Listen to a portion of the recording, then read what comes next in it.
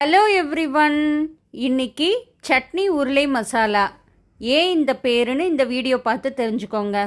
ஒரு 4 உருளைக்கிழங்க குழைய விடாமல் இப்படி வேக வச்சு எடுத்துக்கோங்க. இப்போது 10 சின்ன வெங்காயம், 5 பூண்டு, 2 தக்காளி, 2 டீஸ்பூன் சில்லி பவுடர், இதெல்லாம் மிக்சியில் கோர்ஸாக பேஸ்ட்டாக எடுத்துக்கோங்க. அதோட கன்சிஸ்டன்சி இப்படி இருக்கணும். இப்போது கடாயில் எண்ணெய் விட்டு கடுகு, உளுந்தம்பருப்பு, கடலைப்பருப்பு 3ஐயும் சேர்த்து நல்லா வதக்கி விட்டுக்கோங்க. இப்போது அரைச்ச விழுதை நம்ம இதில் சேர்த்திக்கலாம். இதில் முழுவதுமாக சேர்த்துனதுக்கப்புறம் கொஞ்ச நேரம் அது பச்சை வாசனை போகட்டும், கொஞ்சமாக எண்ணெய் பிரிஞ்சு வரட்டும். இப்போது இதுக்கு தேவையான அளவு உப்பு சேர்த்தி அதையும் கலந்து விட்டுக்கலாம்.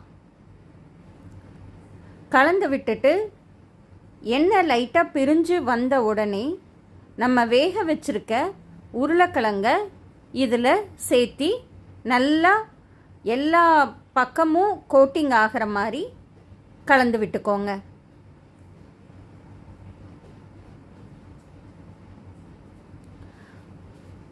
நல்லா கலந்து விட்டுட்டு நல்லா ரோஸ்ட் ஆகிற வரைக்கும் இது கொஞ்ச நேரம் க்ளோஸ் பண்ணி சிம்மில் வச்சுடுங்க.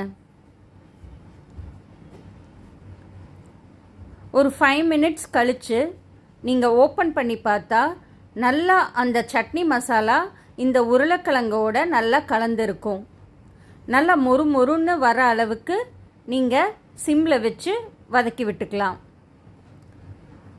அவ்வளவுதாங்க, எங்கள் அம்மா ஸ்டைல், எங்கள் அம்மாவே பண்ண பொட்டேட்டோ சட்னி உருளை மசாலா ரெடி.